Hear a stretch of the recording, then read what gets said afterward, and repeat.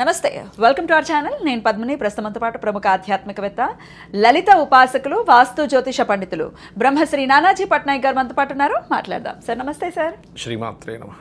Sir, Lalitha Devi ఉపాసనలో ఉన్నారు. So ఖచ్చితంగా మీరు చెప్పాలి, లలితా సహస్రనామం చదవాలి అని అంటే జాగ్రత్తగా దృష్టిని కేంద్రీకరించి ఎటువంటి పరిస్థితుల్లో తప్పులు పోకుండా చదవాలి, అంతే కదా సార్? అవునండి, ఎగ్జాక్ట్. ఓకే, ఇంత భయం వేస్తూ ఉంటుందమ్మో తప్పులు పోతాయేమో, అమ్మవారు ఏదో వచ్చేసి శిక్షించేస్తుందని కాదు, బీజాక్షరాలతో కూడి ఉంది కాబట్టి ఒకదానికి ఒక ఫలితం వస్తుంది. ఇంకో రకంగా అపభ్రంశపు లాగా ఒకవేళ పలికితే తప్పుడు ఫలితం వస్తుంది కాబట్టి జాగ్రత్త అని చెప్తారు. అయితే నేను ఇవాళ అడగాలనుకున్నది ఏమిటి అంటే, ఉన్నటువంటి సహస్రనామం మేము చేయలేకపోతున్నామండి. సహస్రనామం చేసినంత ఫలితం ఒక్క నామంతో ఏదైనా ఉందా? అంత శక్తి ఫలితం వచ్చేలాగా ఆ ఒక్క నామం మాకు చెప్తే ప్రతినిత్యం మేము మననం చేసుకుంటూ ఉంటాము, తద్వారా అమ్మవారి అనుగ్రహానికి పాత్రలు అవుతామనంటే మీ ఆన్సర్ ఏంటి? ఉందండి, ఉంది చెప్తాను, అది కూడా చెప్తాను. కాకపోతే ఇక్కడ మనం లలితా సహస్రనామాలని పూర్తిగా దాన్ని చదివి అర్థం చేసుకుంటే మీకు అక్కడే దొరికిపోతుంది. అవునా?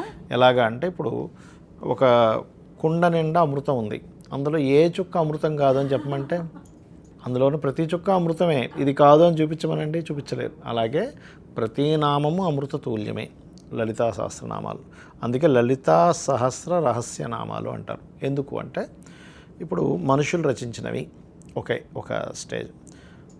నెక్స్ట్ ఏంటంటే దివ్య పురుషులు రచించినవి, ఋషులు రచించినవి, అదేవిధంగా దేవతలు రచించినవి. ఇవన్నీ 1 by 1 స్టేజ్. ఎలా అంటే, ఒక పిల్లవాడికి ఒక తండ్రి ఒక లెటర్ రాసిస్తాడు, మా వాడికి హాలిడే ఇవ్వండి అని.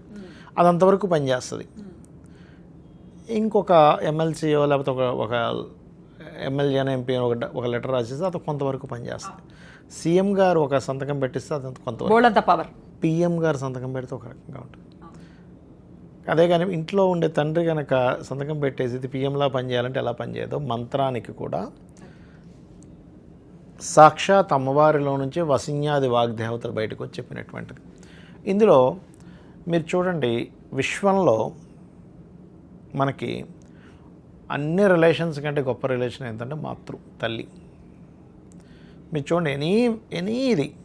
ఎందుకంటే ఈరోజు నేను పొద్దున్న శ్రీశైలం నుంచి వస్తుంటే, కారులో వస్తుంటే, ఒక కోతి పిల్ల రోడ్డు దాటిపోతుంటే కోతి వెంటనే పిల్లని వెనక్కి లాగేసింది. పిచ్చిదాన్ని నువ్వు పోతే కారు కింద పడతావని. ఈవెన్ కోతికి కావచ్చు, ప్రతి జంతువు కూడా తన పిల్లల్ని తను బాగా కాపాడుకుంటుంది.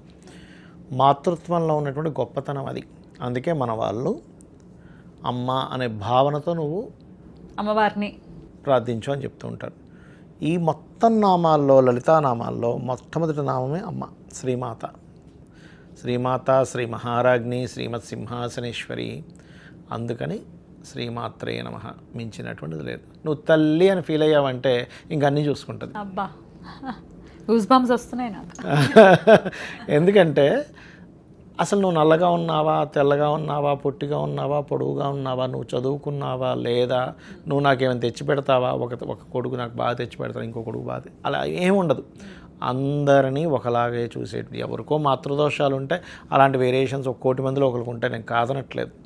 కానీ అలా చూసేటువంటి తత్వం తల్లిది. ఆ తత్వంతోనే నువ్వు పూజ చేయమంటారు. ఇప్పుడు పిల్లవాడు ఉన్నాడండి, వాడు అమ్మని అమ్మ అని పలకలేని స్థితిలో అని చెప్పి సౌండ్ చేస్తేనే వెళ్ళిపోతుంది అమ్మ.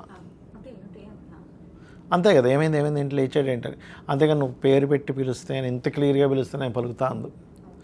అందుకని శ్రీమాత్రే నమః ది బెస్ట్. ఎందుకంటే మొట్టమొదటిగా అయితే ఓన్లీ కేవలం శ్రీమాత్రే నమః అనుకుంటే కాదు, మీకు ఎవరైతే లలిత చేస్తారో లేదా ఏ అమ్మవారి ఆరాధన చేసినా అమ్మ, మన సొంత అమ్మని మనం ఎలా అయితే అమ్మ అని ఎలా ఫీల్ అవుతుంటామో అంతే కంప్లీట్గా మనసులో అమ్మ అనేదే ఉండాలి. అంటే అమ్మది అమ్మ పూజ చేసుకోవాలి, అమ్మకి సంబంధించి చేసుకోవాలి, అమ్మవారి టెంపుల్కి వెళ్ళాలి, అమ్మకి అమ్మ. ఎందుకంటే ఎంత మనసులో అమ్మకి సంబంధించింది వస్తే, మీరు ఏ పని చేస్తున్నా,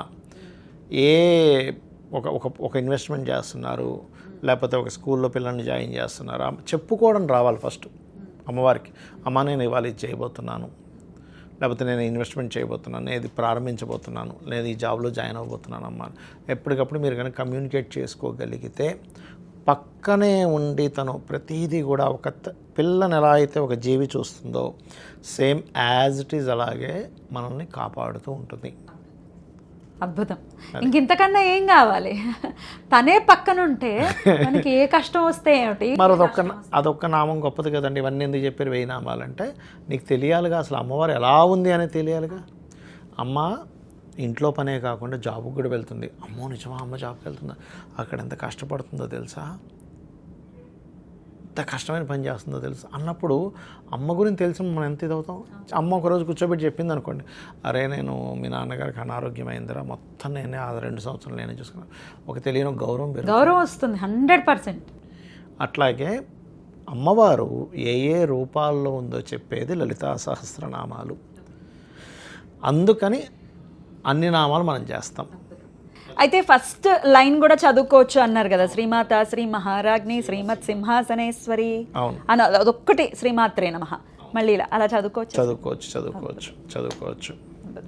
అలాగే చాలా మందికి దారిద్ర బాధలు ఉంటాయి, దాని గురించి వివరంగా ఇంకొక వీడియోలో మాట్లాడుతాం. తప్పకుండా. అద్భుతంగా తెలియజేశారు సార్, కృతజ్ఞతలు. నమస్కారం సార్. శ్రీమాత్రే నమః.